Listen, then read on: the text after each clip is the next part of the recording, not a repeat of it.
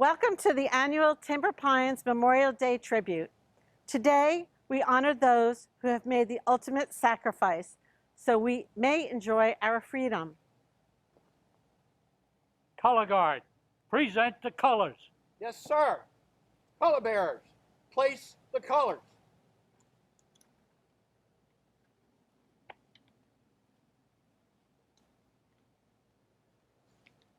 Please join us for the Pledge of Allegiance, followed by the singing of the Star-Spangled Banner.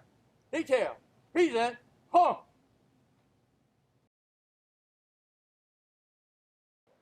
I pledge allegiance to the flag of the United States of America and to the republic for which it stands, one nation, under God, indivisible, with liberty and justice for all.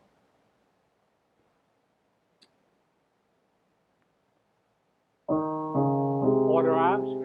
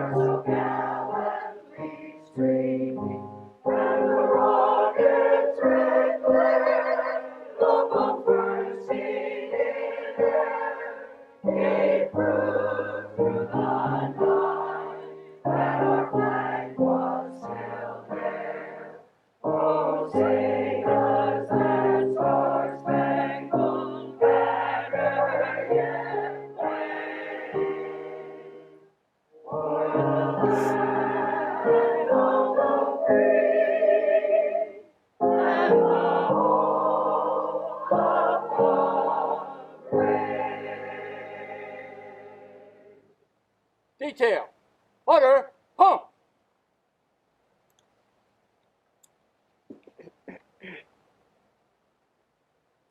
In Flanders Fields by John McCrae.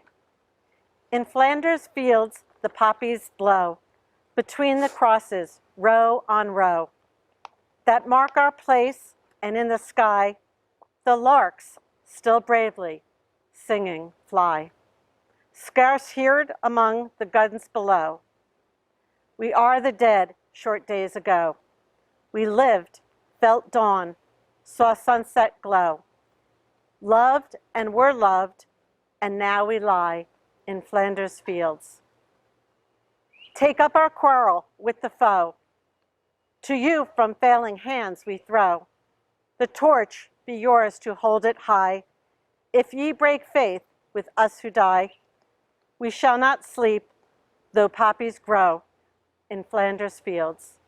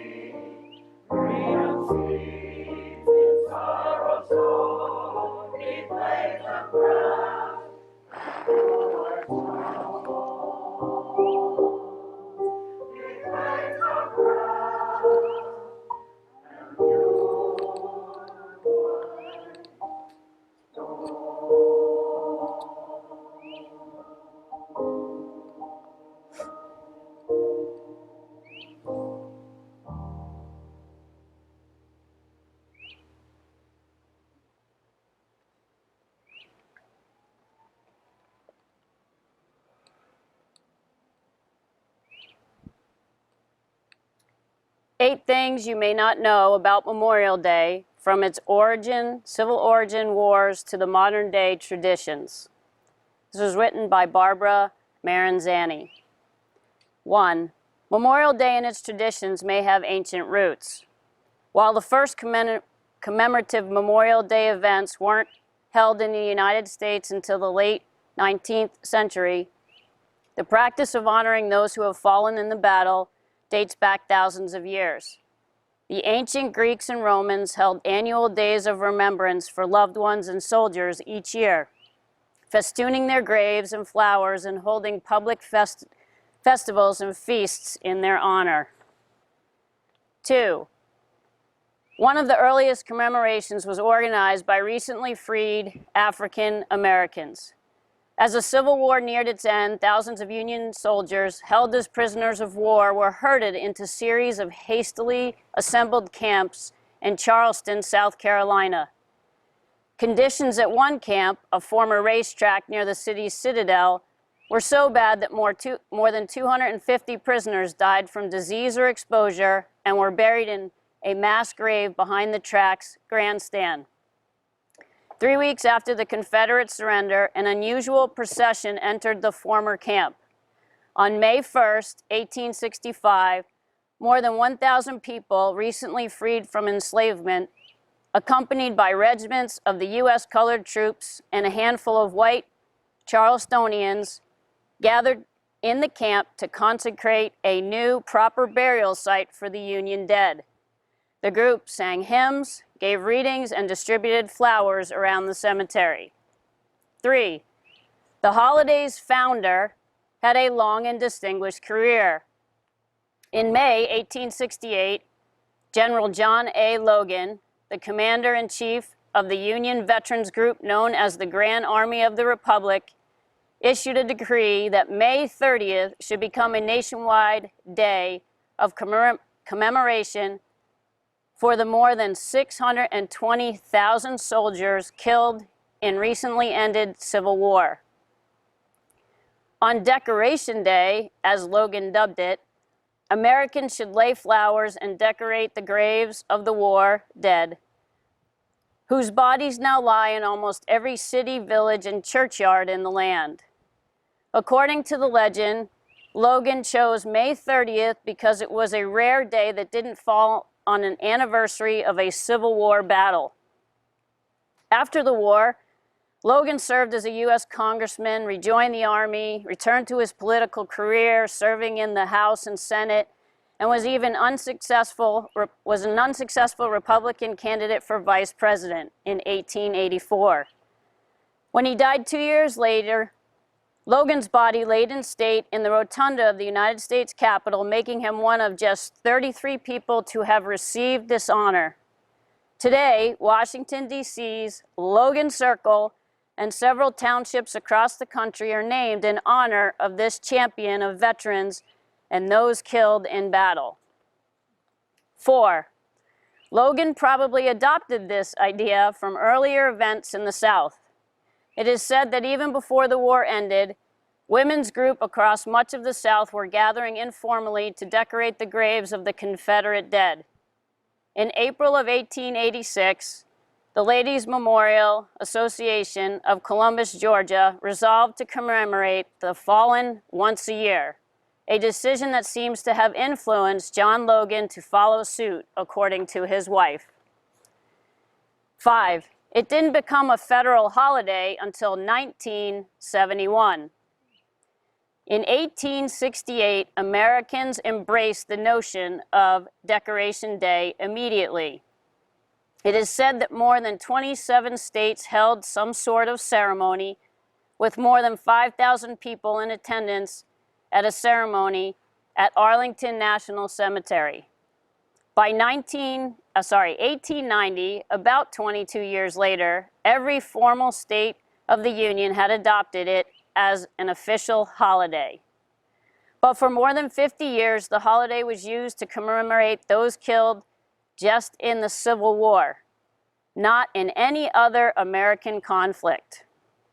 It wasn't until after America's entry into World War I in 1917 that the tradition was expanded to include those killed in all wars, and Memorial Day was not officially recognized nationwide until the 1970s, with America deeply embroiled in the Vietnam War. It is a long road from Decoration Day to an official Memorial Day. Although the term Memorial Day was used beginning in the 1880s, the holiday was officially known as Decoration Day for more than a century. In 1968, the Uniform Monday Holiday Act finally went into effect, moving Memorial Day from its traditional observance on May 30th, regardless of the day of the week, to a set day, the last Monday in May. The move to make Memorial Day the last Monday in May has not been without controversy. Many veterans groups are concerned that more Americans associate the holiday with the first long weekend of summer and not with its intended purpose to honor the nation's war dead. 7. More than 20 towns claim to be the holiday's birthplace, but only one has federal recognition. For almost as long as there's been a holiday, there's been a rivalry about who celebrated it first. However, only one town has received the official seal of approval from the United States government. In 1966, 100 years after the town of Waterloo, New York, took to the streets for its first of many continuous community-wide celebrations, President Lyndon B. Johnson signed legislation declaring the tiny upstate village the official birthplace of Memorial Day. 8. Wearing a red poppy on Memorial Day began with a World War I poem, as you heard Patty reflect earlier in the program. In the spring of 1915, bright red flowers began poking through the battle-raged land across northern France and Flanders, which is part of northern Belgium. Canadian Lieutenant Colonel John McCrae, who served as a surgeon for the Allied Artillery Unit, spotted a cluster of poppies.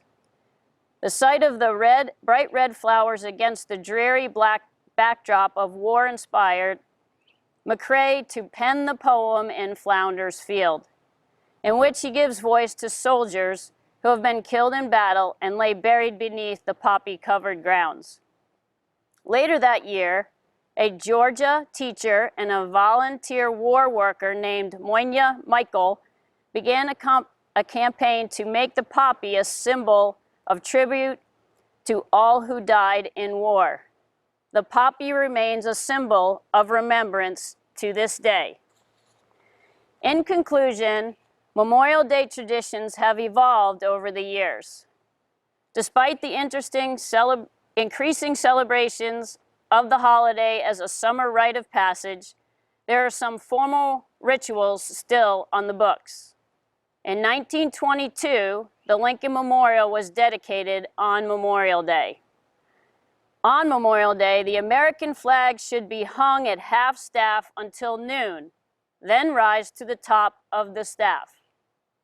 And since the year 2000, the U.S. Congress passed legislation and encourages all Americans to pause for a national moment of remembrance at 3 o'clock local time.